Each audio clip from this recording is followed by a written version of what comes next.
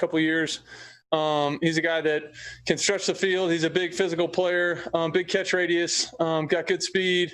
You guys have watched Kenny play. You know what he's capable of doing. I think the more weapons we can have out on the field, the better. We'll see if he's able to make it up for us this week or not. But obviously, just having him back out at practice for a few was nice.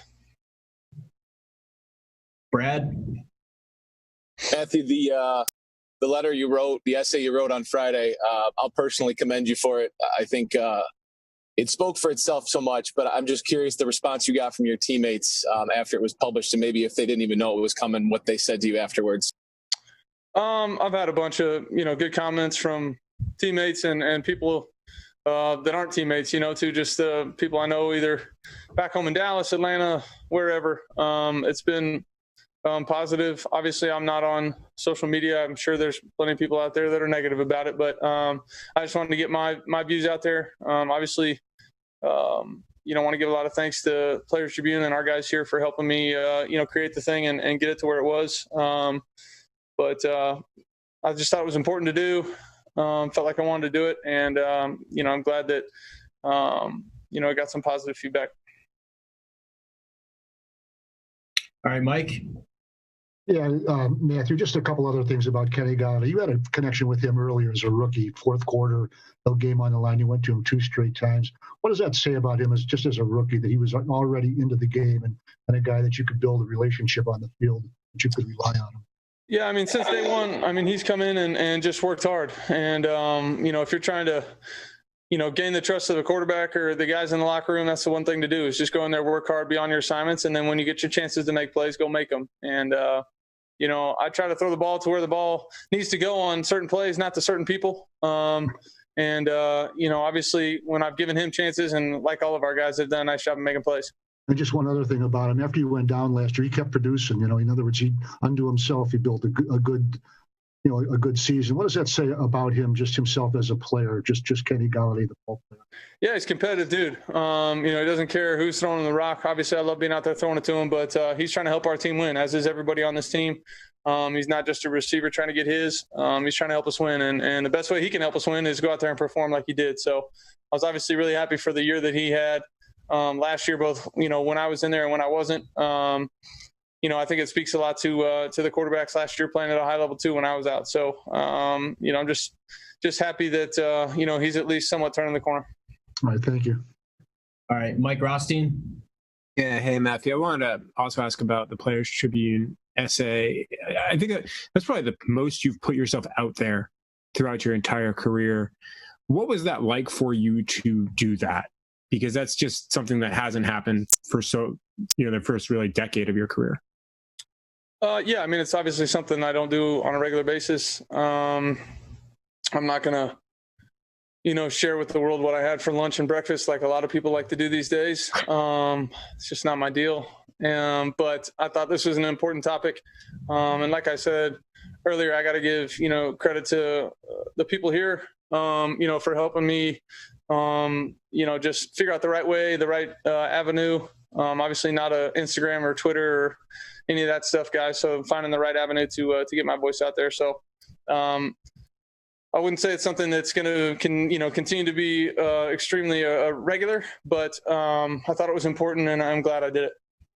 And one football-related question: in the last 2 weeks, obviously you've played without fans, and you've played through the pandemic. What is maybe the one thing that stuck out to you that's been really different, whether it's been a huddle thing or the sideline thing that's really stuck out to you as being there's quite a bit of it that's different.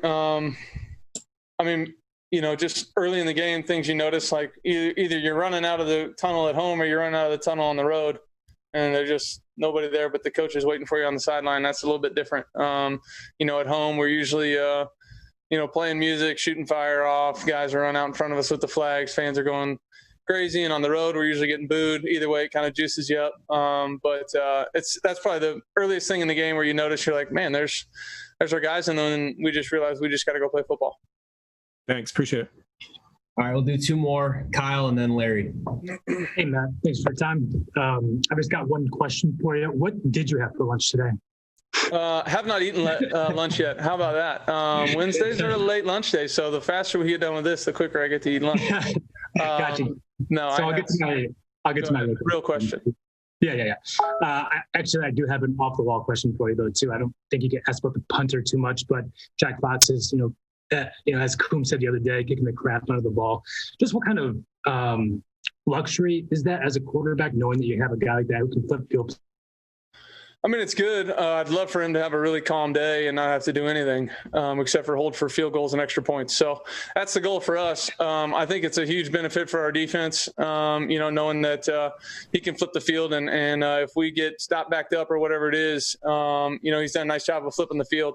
But my goal is for him to not have to put his helmet on except for holding field goals and extra points. Thank you. All right, last question, Larry. Matthew, hello, first of all. How have you stayed so even keel, whether you guys have been in a losing streak like you are now or you're winning? It seems like whether it's with us or what we hear from your teammates, you're so even keel. What do you attribute that to? Or how did you learn how to be that way and not ride the wave like I guess your coach is talking about? It seems like you're always there. I think experience at the position. As a quarterback, it's one of the few positions on the field sometimes where the more emotional, the harder you try, the more worked up you get, the worse you play. A lot of times in football that can be beneficial to guys. I just don't think so as a quarterback. Doesn't mean that inside I'm not pissed at times or pumped at times or whatever it is. There's all of that's in there. But I've got to make sure that I move on to the next play or the next game or whatever it is. I can't let the last one linger. If I go out and throw a pick and 4-minute offense in the Chicago game, I better get my ass ready to go out there and go down on a 2-minute drive and try and score a touchdown. So it does me no good to get lost in my emotions and how I'm feeling at the moment. I just got to go out there and work to the next play and help lead our team. I'm trying to do that to the best of my ability. Am I perfect at it? Absolutely not. But that's something I'm working towards every single day. Quick follow before we let you go eat lunch. When do you think you figured that out? I can't imagine you were that way your whole career. No, I mean, and there's probably certain times where I'm better at it than I am other times. But it's something that I know is important. I feel like as a quarterback, there's plenty of times in practice or whatever it is to show emotion and talk to guys and get on guys, whatever it is I need to do. But at the same time, on game day, man, we got to go to the next one. We got to go to the next one and make the next play work, whether we made the last one work or not.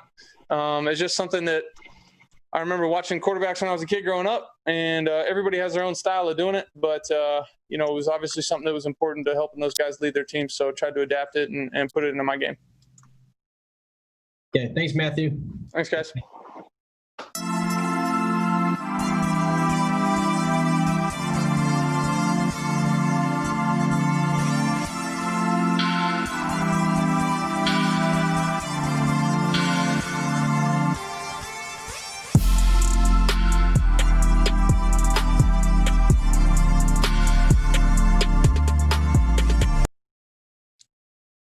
Justin?